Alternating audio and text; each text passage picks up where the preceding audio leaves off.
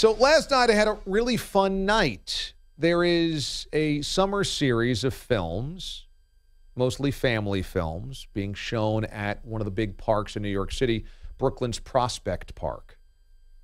And I saw that Space Jam was on the docket. And I just said about a week ago, man, I could really go for an outdoor summer film. I grew up in a small town that still has a drive-in movie theater. And I just always loved the drive-in. As a kid, I just thought it was the coolest thing ever to be outside while watching a movie. So I am partial to the outdoor movie experience. Obviously, it's not as comfortable. You don't have the concession stand right there, but they set up a makeshift screen in the middle of the park, and then people just brought their towels or their blankets. I brought a little beach chair to sit back and bring some food, snacks, a few adult beverages, perhaps. How many beers ago? Probably 1,000. People brought bottles of wine, things like this, and mostly a lot of kids out there watching it. And I just thought it was the coolest thing ever. Hot, humid night in New York City. Why be trapped in your apartment? Why not go out to a big, beautiful field and watch a little Space Jam? Now, Space Jam is over 20 years old. 1996 was when it was released. And Space Jam has taken on kind of a new cult following in a lot of ways. I mean, there's a lot of this conversation surrounding LeBron James doing the sequel, Space Jam 2. And for as great as Michael Jordan was basketball-wise, there is a part of his dominance in pop culture that has to be attributed to Space Jam. He was the superstar of a film that starred Bugs Bunny in the Looney Tunes cast. For kids at his apex, they could not only watch his basketball, but they could watch him in basically a cartoon.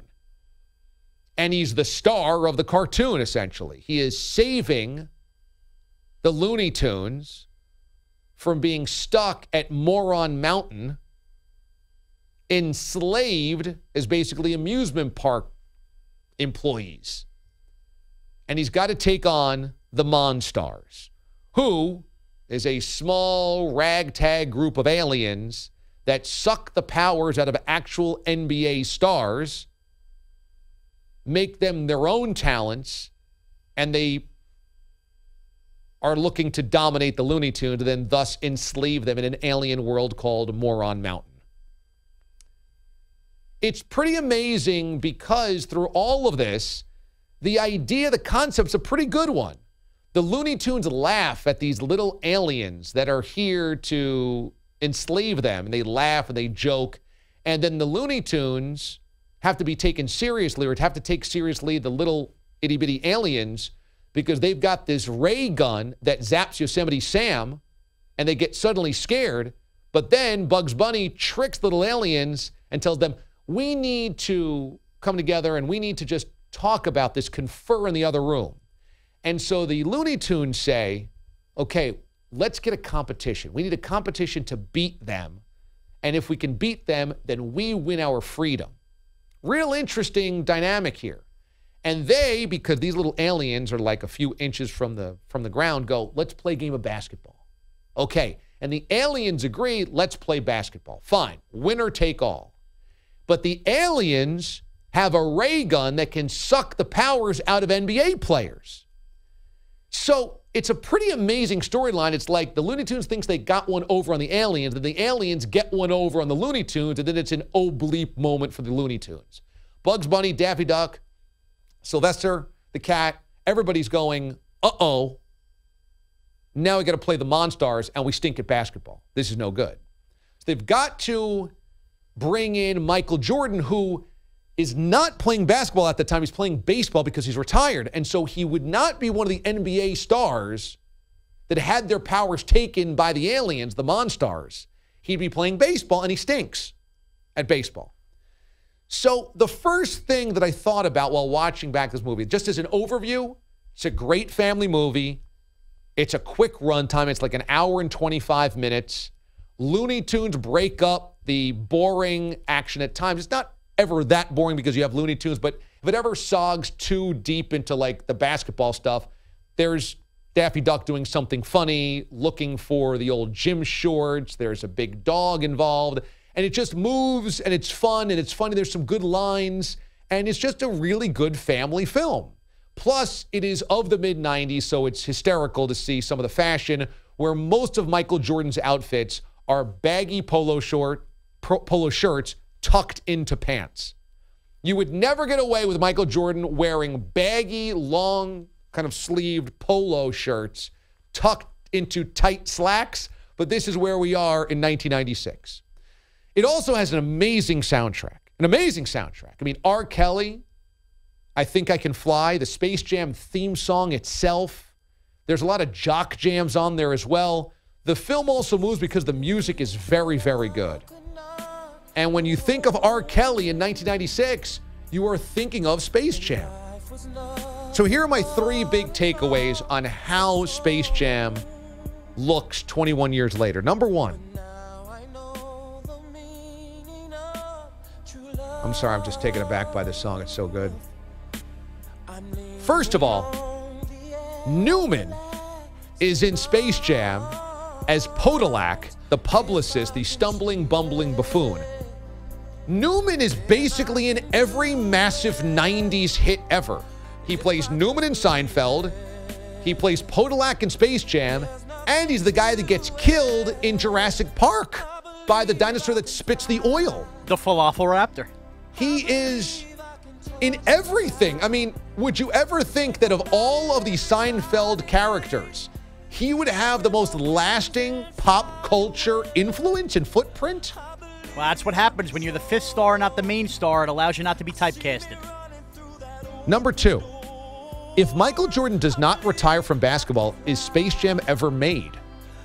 Because the whole bit here is that Michael Jordan isn't playing basketball, so he has time to help out the Looney Tunes.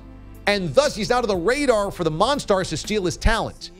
If Michael Jordan does not retire from basketball the first time around, I don't think Space Jam is ever made, which makes me wonder, what could the hook be for LeBron James' Space Jam 2 unless he retired? You had to have Michael Jordan in this away from basketball bit to make this thing work. That's an amazing point. I didn't realize that. So because Michael Jordan retired, we got Space Jam and 2 Rockets NBA championships. Yes. All 3 of those things may not exist had he never retired. Absolutely correct. Because I don't know, maybe he had time to film a movie when he wasn't playing basketball, but it is a central point of this script. Because Michael's playing baseball, he isn't on the floor for the Monstars to steal his talent, and thus he can walk away from baseball and save basketball. He saves basketball. He's a hero. He's an really absolute is. hero in that spot. Also, when you really go back and look at all of the accolades and accomplishments of Michael Jordan's career to make him the greatest basketball player ever, obviously 6 titles is amazing. Obviously, the MVPs are amazing. The slam dunk competitions are amazing. But honestly, saving basketball and Looney Tunes has to be number 1. Why is this not talked about more? In the great Michael Jordan-LeBron debate, we keep going back to 6 titles versus 3. 6 titles versus 3. He was only on one team. I'm going back to, well, Michael saved the Looney Tunes, so that's got to make him number 1 over LeBron. LeBron stood up fans at a pizza party. Michael Jordan saved the Looney Tunes. That's the argument right there. Save the Looney Tunes. Also, I thought it was fascinating that at the end, how does the Toon Squad win? Well, first off, they're getting smashed in the first round, in the first half. I mean, the Monstars are killing them. I think it's 66-13 at half. A lot of foul trouble.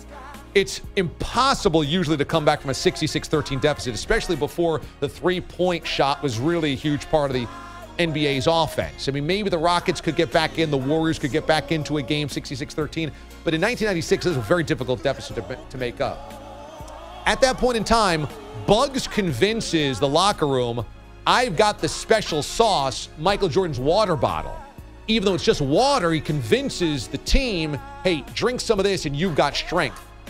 So the Looney Tunes go out there in the second half and think that they've got Michael Jordan's talent. And they start playing really well. I mean, Lola Bunny has some great moves to the hoop. She was excellent. She really had dexterity. Also, I mean, you saw some really, I thought, creative offense, a Mike D'Antoni type of offense where Pepe Le Pew is just smelling up the Monstars. They're distracted. Innovative.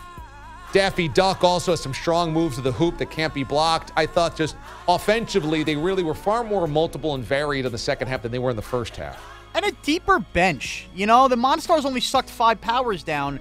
That's where they got killed. There was no rest for them. They're playing all 48. Deep bench for the Toon Squad. Absolutely, because they bring Newman off the bench and then ultimately bring Bill Murray off the bench. And did he need the paycheck for that movie? So I thought, interestingly, at the end, Michael Jordan espouses team. In the last couple of minutes, they're trailing by that 1 point. I think it's 71-70 or something like that with a couple of seconds left. And he goes, you guys had the ability the entire time. That wasn't a real secret special water. You guys are able to do this. It's about team. Also, before the game, Michael tells the guys, let's just go out there and have fun. These are two things that are never attributed to Michael Jordan. Team and let's just have fun. Like not a cutthroat competition. So I thought Michael maybe was playing the role of what he thought he should be for kids. But Michael, never known for teamwork and let's just have fun, both of those things are a crucial component of the Toon Squad winning. And then finally, how about the 5 players that the Monstars take their talent from? Larry Johnson, very good player in 1996 before back problems. Charles Barkley, obviously, elite player, MVP, etc. They go with Patrick Ewing, also great superstar in 1996, on the backside of his career, but still very good, only 2 years removed from the finals. The last 2 picks are questionable at best by the Monstars. They go Muggsy Bogues. Again, good player, not great. I mean, in 96, I think you're looking at Marbury, Iverson, J. Kidd, if you're running the point. Number 2, Sean Bradley? Why did the Monstars want Sean Bradley's talent? It is amazing that the Monstars messed this so dramatically. They are scanning the NBA for the best players. They take Charles and Ewing, 2 future Hall of Famers, LJ, who looked like a superstar, but they take Sean Bradley's talent, which ultimately could have been their undoing. Because had they taken a better player, an Olajuwon, a David Robinson as a big man underneath, even a Shaq, I think the Monstars end up winning. But instead, they took Sean Bradley's talent. I think that is basically the undoing of the roster. It's a bad GM move by the Monstars. Yeah, and I just quickly Googled the 96 All-Star rosters. Neither of those guys on it. You're missing Hakeem Olajuwon, maybe an Alonzo Mourning there instead of a Sean Bradley. Absolutely. And can we get Clyde Drexler maybe playing a little guard instead of Muggsy Bogues? Bad job all around. Roster building, not the strong suit. Up on Moron Mountain. Excellent movie, though. Highly worth the rewatch, and I'm very happy that it did. And when the Toon Squad ends up winning and Michael Jordan puts in the final basket, sorry, spoiler alert, 21 years later, the crowd goes crazy. I'm sitting outdoors in a field, and the crowd goes nuts. Probably about 500 people there going crazy. I thought, this is great. This is a better New York basketball scene than any Knicks or Nets game. This was fantastic.